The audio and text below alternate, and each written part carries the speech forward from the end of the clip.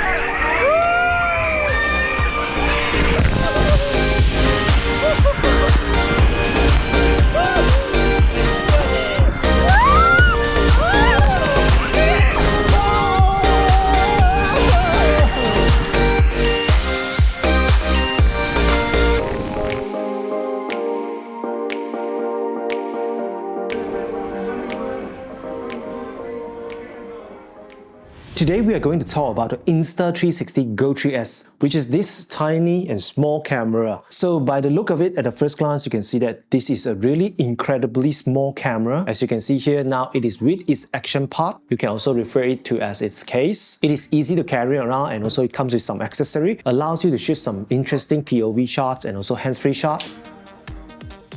Today we are going to talk about how good is this camera for traveling. We are going to look at the specs, the unique features, the image qualities, and also the user experience, whether this camera is really suitable for you.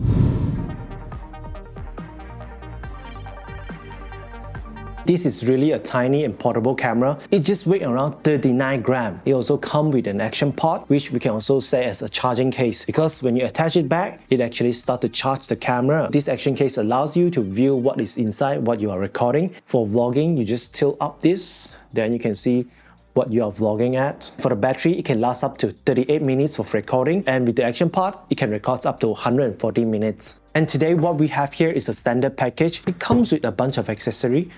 For example, a mount here, and also a clip where you can clip onto your cape to shoot some hands-free video. And also we have the magnetic pendant, which we can attach our camera and shoot some hands-free video also.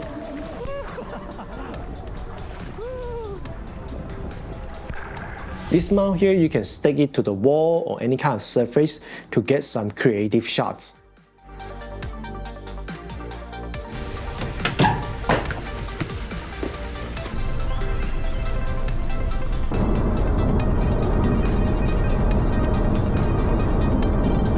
And for storage wise, you can either get a 64GB or 128GB.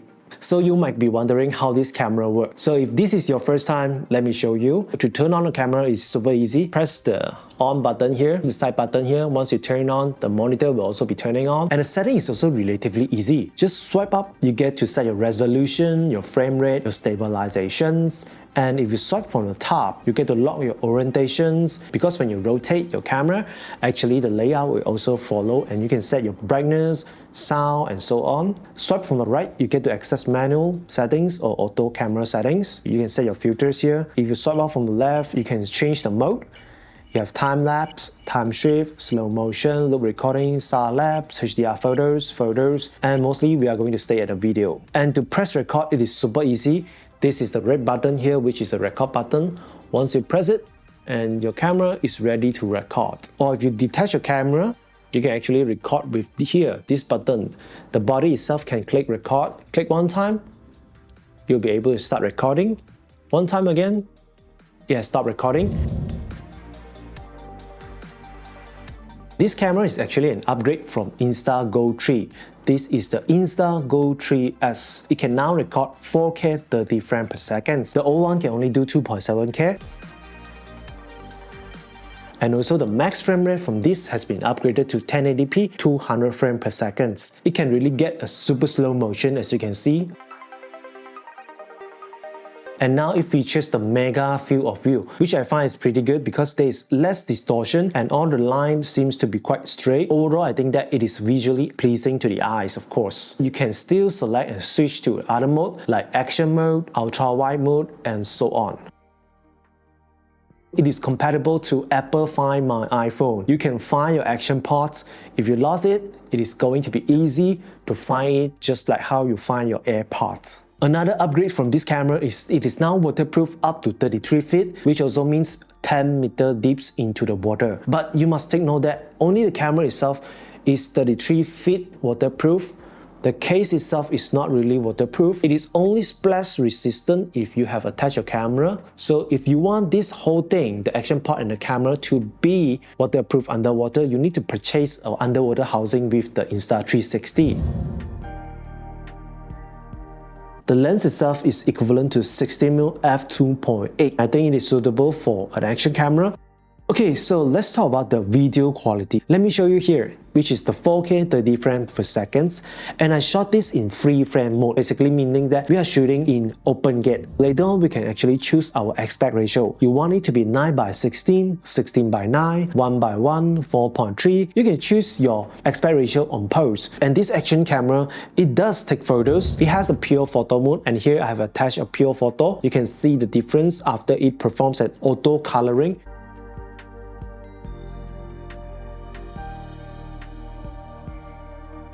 For the color filters, I would say unfortunately, there is no log mode. We cannot shoot a flat picture profile with this camera. We can only stick with the standards, the portraits, the vivid, the fine, and also maybe some interesting color filter like snow, urban.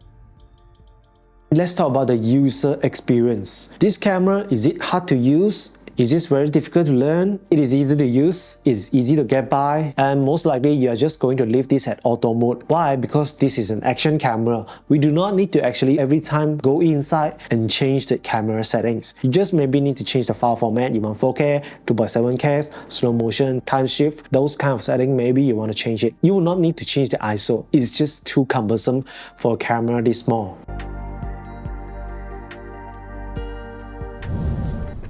Okay, so now we are just walking around this big park. It is bigger than expected. It's not big, it's huge. Yes, it is large and huge as expected. So now we are looking to go to the English Garden.